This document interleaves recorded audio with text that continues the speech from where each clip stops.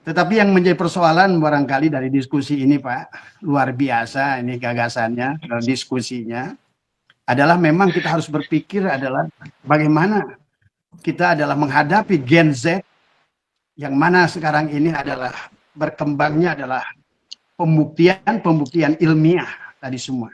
Sementara pintu ilmiah seolah-olah adalah ditutup sama sekali. Ini adalah sebetulnya gambaran dari cerminan surat yang keluar daripada PBNU itu. Penggambaran adalah merupakan ada pengkebirian.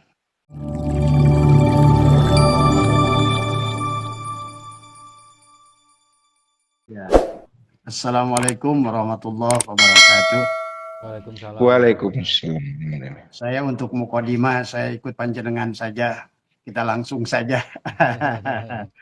Semoga pertama terima kasih pada Dr. Sugeng yang sudah mengajak Abah untuk ikut serta.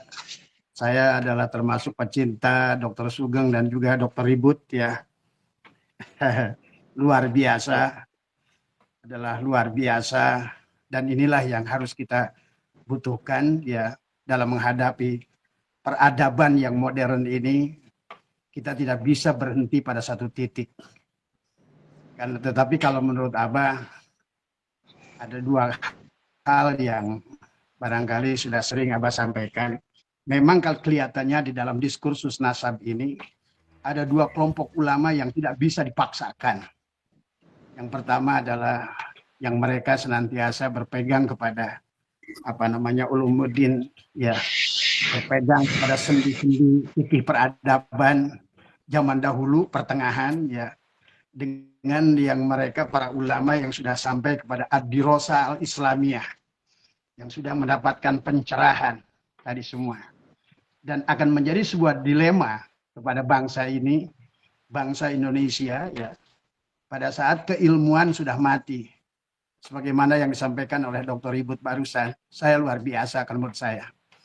Kita kedepannya adalah membutuhkan barangkali sebelum Abah menanggapi tentang surat yang dikeluarkan oleh PBNU ini adalah kembali ya, PBNU yang sekarang, walaupun saya sedikit mengerti tentang Gus Yahya, sebetulnya beliau cukup modern, pandangannya cukup moderat. Tetapi barangkali karena ada pakewuh, barangkali akhirnya mau tidak mau karena harus berhadapan dengan atasannya yang memang belum sejalan gitu kan tadi. Tetapi yang menjadi persoalan barangkali dari diskusi ini Pak, luar biasa ini gagasannya dan diskusinya, adalah memang kita harus berpikir adalah bagaimana kita adalah menghadapi Gen Z yang mana sekarang ini adalah berkembangnya adalah pembuktian ilmiah tadi semua. Sementara pintu ilmiah seolah-olah adalah ditutup sama sekali. Ini adalah sebetulnya gambaran dari cerminan surat yang keluar daripada PBNU itu. Penggambaran adalah merupakan ada pengkebirian ya daripada nalar-nalar ulama-ulama yang sudah ada pada dirasah al-islamiyah yang sudah memiliki adalah pencerahan dalam berbicara, sudah memiliki hipotesa dan senantiasa mengaitkan segala sesuatu adalah kepada segala peradaban ya tadi semua, sehingga sekarang sadar nggak sadar kita sudah kehilangan peradaban itu sendiri. Kalau seandainya ini kita dibiarkan, Dr. Ribut, barangkali Abah sangat setuju dengan panjenengan, dan saya Abah sering dengarkan pemaparan panjenengan dari berbagai podcast, dan memang harusnya ke depan kayak Dr. Sugeng dan kemudian adalah kedepannya adalah kita tidak bisa lagi berada, atau barangkali kalaupun hari ini barangkali adalah sesepuh kita di PBNU belum sepakat tentang ad-dirasah al-islamiyah. Kita ini hidup ini madrasah dari semua, adalah ada proses pembelajaran dan akal kita pun semakin berkembang. Kalau dulu zaman Nabi Sulaiman bicara adalah pada saat alat bicara adalah menggunakan telepati. Tapi hari ini adalah dengan ilmiah sudah didohirkan, kita bisa bicara video call. Semua manusia sudah bisa melaksanakan video call. Dan masih banyak hal-hal yang lain tentang genetika. Barangkali orang-orang Islam sekarang ini belum terbiasa. Kalau Abah sering di Eropa, di Belanda, ya di mana dengan teman-teman, bahwa tentang kebetulan adalah Abah itu adalah alumni dari IPB ya. Kita ada alumni ya, teman-teman yang di Australia adalah membuat genetika pembiakan sapi dengan metodologi rekayasa genetika tadi semua. Ini kan hal yang sangat ilmiah sesungguhnya, dan akan banyak hal nanti ke depan pengresa semua ya, kalau seandainya kita berhenti pada satu titik dan kita tidak mau berubah, akal kita tidak mau berubah. Padahal Allah sudah mengatakan fasalu ahla dzikri in kuntum la ta'lamun. Pada dasarnya kita adalah, kenapa di dalam Al-Quran setiap Allah memaparkan segala sesuatu selalu diakhiri dengan afala ta'qilun, afala yatafakkarun, afala yatadabbarun. Maka disinilah Abbas juga melihat hari ini ya, bahwa sesungguhnya Indonesia ya, terutama adalah para pemikir-pemikir Islam Indonesia sudah kehilangan landasan yang sebenarnya. Pada saat bangsa-bangsa lain justru sekarang sudah menemukan, bahkan semuanya kalau Abah perhatikan dari Al-Quran, pada saat mereka sudah bicara tentang misalnya adalah rekayasa genetika tentang ikan tadi semua. Pada saat Allah berfirman, Allah menurunkan hujan. Dari hujan kemudian Allah menghidupkan segala perkara yang hidup. Kemudian adalah mereka yang meneliti nas, bukan hanya nas tapi mafhum nas, sehingga bahkan sampai kepada makosid daripada itu, sehingga mereka malah menemukan bagaimana membuat dam, pengairan, perikanan, dan lain sebagainya. Ini kedepannya NU akan berhadapan PBNU dengan hal-hal yang demikian. Karena pada saat di sisi lain kita membutuhkan adalah pertumbuhan, apalagi kita menuju Indonesia emas. Tapi kalau landasan berpikir kita masih sangat tradisional dan kita mematikan akal, maka inilah yang menurut saya pribadi yang mungkin adalah, kalau dibandingkan dengan Dr. Ribut, saya bukan siapa-siapa dengan Dr. Sugeng gitu kan. Tapi barangkali kita boleh kita saling berembuk lah. Nah inilah juga Dr. Ribut yang Abah khawatirkan sebagai orang tua dari dulu. Karena Abah orang tua tapi sedikit gaul gitu kan tadi. Karena teman-teman dari Jerman Timur, Jerman Barat, Spanyol, karena Abah selalu keliling setahun sekali itu keliling Eropa. Nah inilah yang Abah sedihkan tentang Nusantara. Bahkan dari satu hal saja, mereka dari Al-Quran sudah berhasil adalah meningkatkan nilai pertanian, peternakan, perikanan. Ya, contoh lagi adalah pada saat Allah berbicara tentang surat An-Nur menutup aurat. Apa yang kita bicarakan selalu tentang haram, halal, baik dan buruk menutup aurat misalnya contohnya. Tetapi mereka sudah lain, membuat mesin pintar. Akhirnya membuat pertumbuhan kapas yang terbaik dengan waktu yang tercepat. Dari itulah membuat mesin pemintal menjadi kain, kain menjadi baju, baju akhirnya menutup aurat.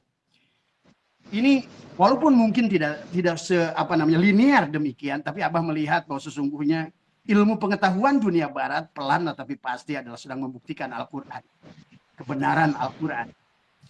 Bahkan dalam satu ayat surat Al-Hijr, Abah melihat ini mungkin barangkali sebelum kita menanggapi, karena ini masalah kolot dan modern kan masalahnya, gitu kan tadi semua. Kalau kita berpikir yang senantiasa berhenti, sementara Islam itu untuk orang yang berakal. Dan sekarang yang Abah khawatirkan di dalam kaidah, semua ulama itu ngerti dalam kaidah mantek gitu kan tadi. Tetapi Dr. Ribut sekarang, Dr. Sugeng, Pak Lutfi semua, sekarang ini saya melihat macam justru mereka itu memaksakan dalil kepada akal. Padahal dalil di akhir zaman semacam ini bukan kita tidak percaya, kita harus percaya dalil dan pada hujah. Nah itulah haji. Haji itu adalah orang yang sudah punya hujah gitu kan sesungguhnya. Gitu kan tadi. Nah, ini. Nah inilah yang dikhawatirkan gitu. Pada saat manusia dipaksakan dengan dalil, tetapi dalil itu tidak mau diverifikasi dengan selalu ya sudah husnudon, segalanya adalah sudah aja ngikutin saja. Ini dunia tidak akan diam sesungguhnya. Abah adalah pernah membuat sebuah buku penelitian bagaimana berkembangnya dunia teleportasi dan telekomunikasi. Dari mulai telepatinya zaman Nabi Sulaiman, kemudian pindah ke semapur, pindahlah kepada Morse, pindahlah kepada dulu itu adalah telegram, pindahlah merasakan itu semua. Abah merasakan dari mulai telegram, pindah ke pager, pindah kepada mulai handphone. Dan dari handphone pun kemudian akan terus satu demi satu hilang di bumi ini. Dulu adalah misalnya contoh apa? Semua di Indonesia ini adalah ada tentang tempat di mana kita bisa membuat foto, misalnya Puji Film, Ricoh dan lain sebagainya. Tapi bertumbuhnya pengetahuan, berkembangnya ilmu pengetahuan, munculnya Android, maka hilanglah satu persatu. Nah, inilah yang Abah khawatirkan adalah apa yang sudah diyakini oleh orang tua kita, misalnya contoh tentang nasab dan lain sebagainya. Dan mereka berpegang kepada syuhroh wal istifadoh yang tidak pernah syuhroh gitu kan tadi semua. Padahal yang apalagi berkaitan dengan ilmu apapun sesungguhnya akan terus terjadi, betul kata Dr. Ribut, yang tidak ada yang pasti itulah perubahan. Perubahan itulah suatu kepastian yang tidak bisa berhenti. Karena itulah cara Allah mengajarkan kepada makhluknya, akalnya adalah terus berkembang. Sebagaimana pada surat-surat Al-Hijr, Allah berbicara tentang revolusi mental, dan revolusi adalah juga fisik. Pada saat Allah faida sawaituhu wa nafakhtu fihi mir ruhi. Di situ kalau Abah membaca tafsirnya adalah ada dua revolusi. Yang pertama revolusi fisik. Manusia sebelumnya adalah bungkuk, sebetulnya Allah mengatakan banyak kalimat-kalimat adalah. Kemudian kata Allah adalah sawu, luruskan, sawaituhu, diluruskan, ditegakkan sebetulnya. Faida sawaituhu wa nafakhtu fihi mir ruhi. Maaf barangkali kalau Abah agak sedikit keluar tadi semua, tapi barangkali bisa diluruskan oleh Dr. Ribut tadi semua. Cuma Abah bisa menafsirkan, di ayat itu Allah sesungguhnya sedang berbicara tentang manusia purba dan manusia modern. Yang nafakhtu fihi mir ruhi itu di situ adalah sesungguhnya adalah revolusi mental. Bagaimana manusia itu adalah sekarang berjalan kepada Tuhannya, karena isi alam ini adalah al-alamu mir'atu al-haq, kata Ibnu Arabi. Alam ini adalah cerminan Allah al-haq. Maka disebut alam, alamat. Allah, alam, alamat. Maka segalanya yang disebut ulama. Bukan lagi mereka yang bisa baca kitab. Bukan lagi mereka yang baca kitab gundul. Karena dari awal pun yang disebut ulama itu ada. Maka adalah mereka yang mengerti, adalah yang alim. Dan hanya tidak cukup hanya sebatas alimah. Harus alimah, ya'lamu, ilman, pema'laman, bahwa alimun, wadaka. Maklum. Kalau sudah maklum, berarti maklum itu harus melewati sebuah metodologi uji coba, penelitian. Tidak bisa, katanya. Apalagi di zaman semacam ini adalah dibutuhkan sebuah terobosan di dalam ilmu pengetahuan Islam yang sesungguhnya yang sekarang ini Islam sejak kita Abbasiyah kita hancur, kemudian kitab-kitab yang kita dimiliki oleh ulama dulu, misalnya Al-Kindi, Ibnu Sina, Ibnu Rus, Syekh Al-Jabar, Syekh Al-Botani. Ulama-ulama kita yang dahulu, sesungguhnya ulama yang sengaja ilmunya sampai hari ini masih bisa digunakan. Ilmu falak masih bisa digunakan. Al-Jabar masih digunakan. Kemudian, tetapi sekarang seolah-olah setelah kita ada kehancuran Abbasiyah itu, maka disitulah sesungguhnya kitab-kitab kita adalah dihancurkan sampai di sungai-sungai itu adalah dibuanglah. Nah, hari ini sesungguhnya ilmu itu digunakan kalau Abah lihat oleh Korea, oleh Jepang, oleh Eropa, tadi semua. Walaupun mereka tidak pengakuan kepada Islam, tetapi kalau Abah lihat pola hidupnya sangat Islami. Saya bisa jamin Dr. Sugeng, Dr. Ribut, juga Pak Lutfi, Abah pernah keliling bagaimana mereka menjaga alamnya, karena mereka itu sudah mengerti. Dan ini juga yang Abah pernah nanya pada, maaf ya, Abah nyebutkan nama Pak KDM. Saya bilang, Pak KDM, apa yang Anda lakukan dengan menyeliputi baju itu, pohon itu? Dia nanya balik, atau menurut Abah, adakah di dunia ini yang bukan Allah? Nah, ini berarti pandangannya sudah pandangan yang dalam. Sudah memandang alam ini adalah merupakan cerminan perwujudan Allah Al-Haq. Nah, inilah yang sesungguhnya Islam kehilangan sisi ini. Cukup ilmu itu dari alimah. Yang penting tahu. Tahu itu belum tentu paham. Paham itu belum tentu mafhum. Karena orang mafhum itu akan menguasai dengan segalanya dengan teliti dan jeli. Karena dengan hasil ilmiah. Bukan katanya. Tapi sekarang kebanyakan ulama kita ini sudah hanya berpegang kepada ulama-ulama ulumuddin, adalah mereka-mereka yang bersandar kepada para fuqaha abad pertengahan yang dibicarakan bukan tentang manfaat. Nah, ini yang dikhawatirkan. Sementara ke depan tantangan umat ini tentang manfaat. Umat membutuhkan manfaat.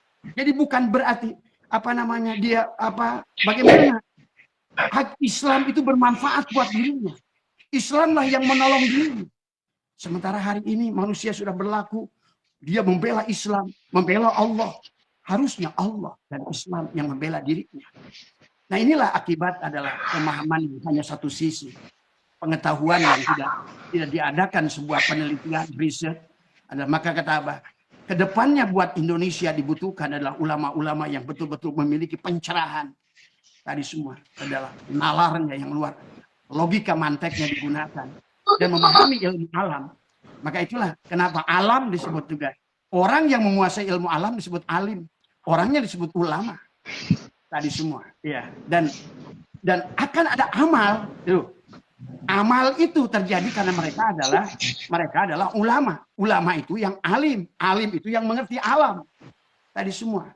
Nah inilah maka kalau seandainya maaf yang dikaitannya dengan sekarang surat dari PBNU adalah ini penggambaran sebetulnya adalah kembali PBNU itu adalah berbenturan dari Abah ngerti beberapa orang yang didapat Abah kenal beberapa orang di PBNU yang menurut Abah pemahamannya cukup cerdas.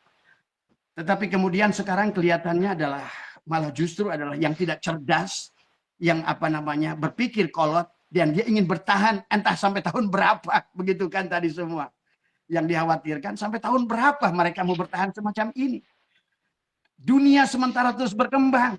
Sebentar lagi Pak, handphone itu tidak lagi menggunakan begini. Nanti handphone itu Abah udah lihat. Handphone itu sudah ada pakai cincin. Handphone, kamera, semua. Bahkan sudah ada di Korea, di sini. Diciptakan handphone yang sebetulnya mereka bisa nanti ke depan itu. Sementara ulama kita gini aja lihat keajaiban-keajaiban. Dan mereka masih terjebak di dalam pola pikir kolot yang dulu. Tadi semua. Maka inilah tugas kita, kerja kita ke depan ini. Bagaimana melahirkan satu tim yang luar biasa dari PBNU. Yang memiliki dirasa al-Islamiyah. Orang-orang yang memiliki latar pengetahuan yang baik. Yang memahami kayak Profesor Agil Sirot, Profesor Mustamar, Kiai Mustamar. Itu luar biasa. Itulah barangkali yang dari Abah, Pak. Sementara Abah hanya melihat. Maaf barangkali tidak sejalan, tidak sinkron, tidak menjawab semua persoalan. Tapi kalau menurut Abah membahas apa yang mereka itu tadi semua, ini adalah sebuah muskil hal yang demikian itu dilakukan gitu kan tadi. Apakah mereka tidak pernah menyaksikan, tidak pernah melihat, apakah tidak pernah melihat video, atau mereka budak tidak mau mendengar, itu Abah nggak ngerti tadi semua. Ya. Itu saja barangkali sementara dari Abah, barangkali nanti kita kalau seandainya berbelok dari judul silakan diluruskan saja. Terima kasih. Assalamualaikum warahmatullahi wabarakatuh.